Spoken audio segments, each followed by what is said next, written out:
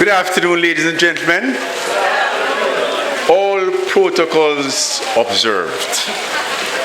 How is it possible? Well, firstly, on July the 4th, 2024, when you all experienced the devastation, would you have thought that by November the 27th, you'll be looking at what you're now looking at? Would you have thought that? No.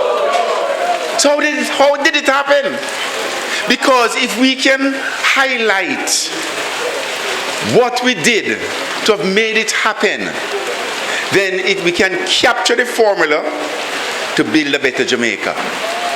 Right? So why don't we try to highlight what are the ingredients that went into this remarkable transformation actually that happened from devastation, abject devastation, from despair, from I don't know where I'm going to turn, from no water, no light, no internet, to in 4.5 months a restoration of all, and the impetus, the inspiration to become a lot better than you were. So how did it happen? And what can we as Jamaica learn from this Treasure Beach? Let's call it the Treasure Beach model. What can we learn from Jamaica, for Jamaica, as to building a better country? Because ultimately, that's what we're all here to do. So what can we learn? So what are the ingredients, parts that went into this success? Firstly,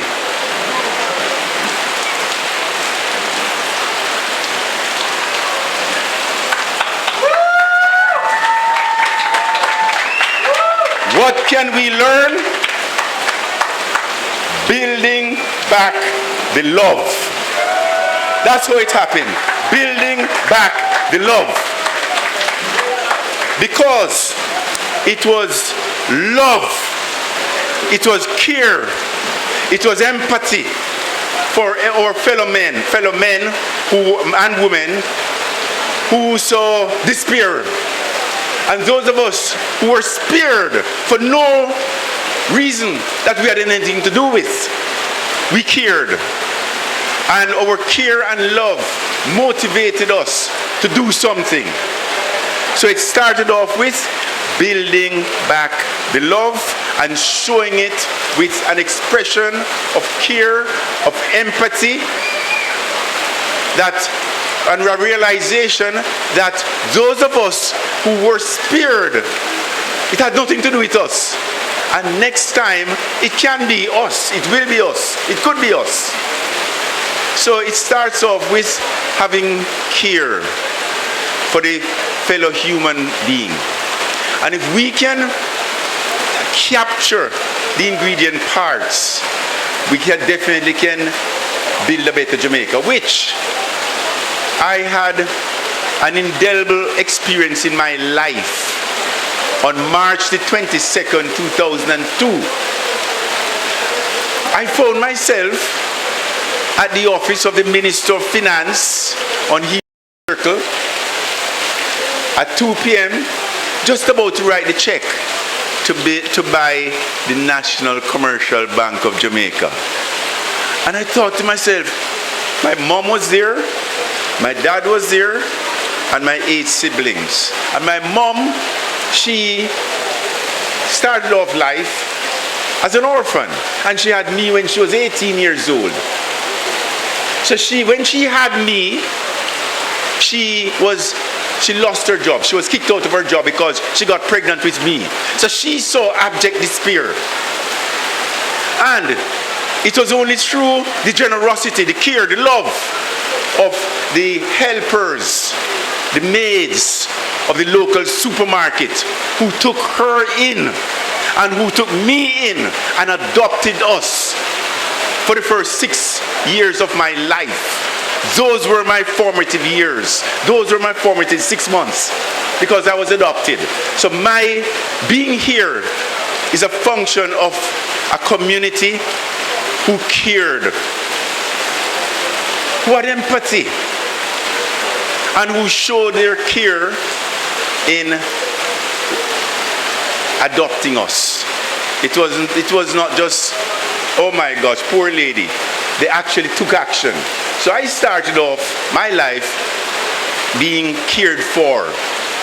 So the first thing that came to mind on that day, March 23rd, 2002, was, my gosh, I am here for many reasons that I had nothing to do with.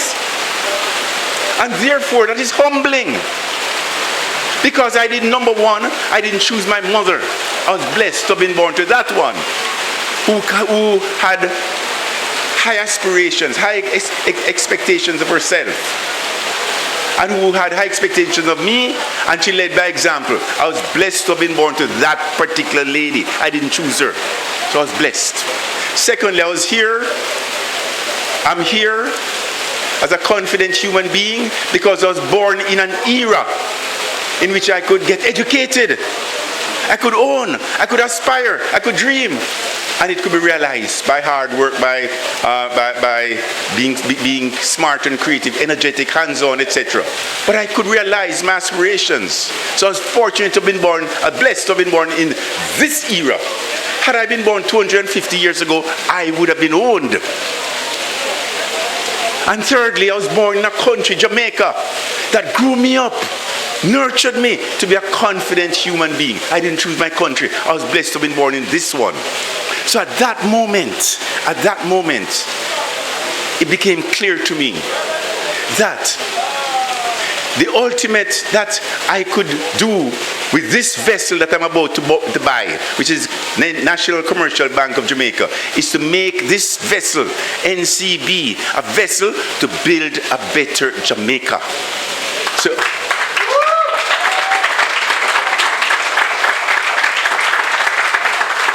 because all of us here today are blessed. And we didn't choose our situation. We're blessed to have this situation here. So now, it was easy for the NCB Foundation to have come to the conclusion that our brothers and sisters in the West, the Southwest, are in despair. It was easy. Right? Because we know where we're coming from and we know what it is to face despair. So it was easy for us to say, we have to do something. Those of us who can, should.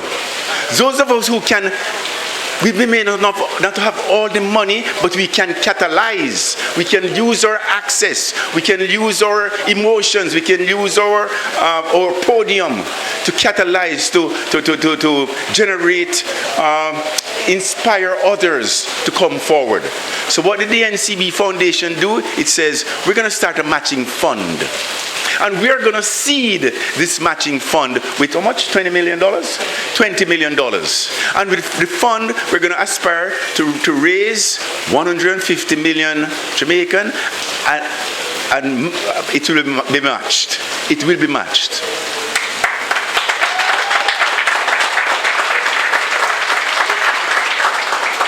So that's what we did. We didn't know where the money was going to come from. We didn't know. But you know, in life, you can't wait to get green lights, all green lights in life before you take the first step. You have to have a general idea as to where you want to go, and then take the first step. And you have to persevere. It's not straight. You have to zigzag, and you have to whine and come, wheel and come again. It wasn't easy, but that's our attitude. So, ladies and gentlemen, we want to say, actually the easy part was the fundraising. That was the easy part, right? The hard part was, and the inspiring part was when we came down here and we saw what other philanthropic entities were doing, starting with BREDS. I felt inspired, motivated by just the love, the care, the personal sacrifices, and the selflessness it just reinforced to me that those are qualities, are human qualities that we need to bottle, capture, and figure out how we're going to spread it across Jamaica. So, congratulations. Treasure Beach is fortunate to have the likes of Shaba. Fortunate to have the likes of a person like Shaba who embodies all the qualities that every Jamaican should have.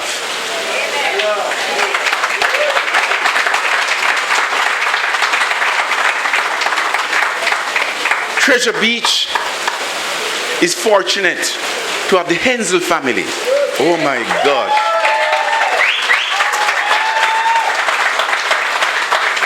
Who embody what family, what leadership, what care, what humility, what aspirations for others is all about. And not shy to go out and say, this is what I stand for, and passionately call on all sources, all access points that they are privileged to have, and bring it to bear to Treasure Beach in this case, to make the transformation that happened in 4.5 months, which is remarkable, before the Christmas season and the tourist season. That is remarkable. So I just want to say congratulations. I respect, I am inspired. I'm so humbled by the Hensel family, led by the Firebrand. Where is Mrs. Firebrand? Where is she? The Firebrand.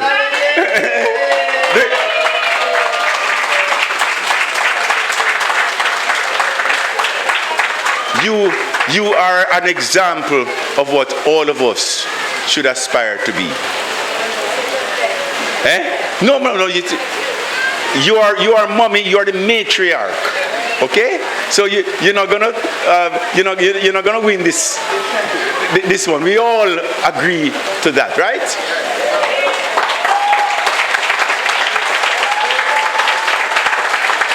So guys, in summary, the Treasury Beach model is not only a model of that should be invoked in the times of crises, but it's a model. All of the ingredients are applicable to building a better Jamaica. All of the ingredients that were present, which would include, you know what, with Jamaica, we're going to call in our friends to help. We have lots of friends all over the world, and they love Jamaica.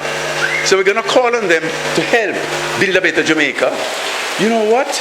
Jamaicans, we are lovely people. We show our love. So when tourists come here, they feel it, right? So we're going to make sure that we bring back building by bringing back the love. We want to show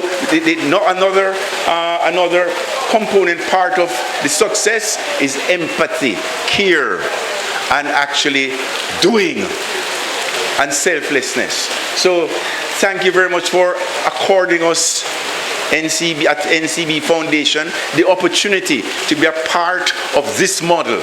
And someone who is smarter than me should capture the elements that made it successful and figure out how we're going to radiate it to Jamaica as not a model for dealing with crises, but the opportunity that came out of this crisis was a model that is relevant to building a better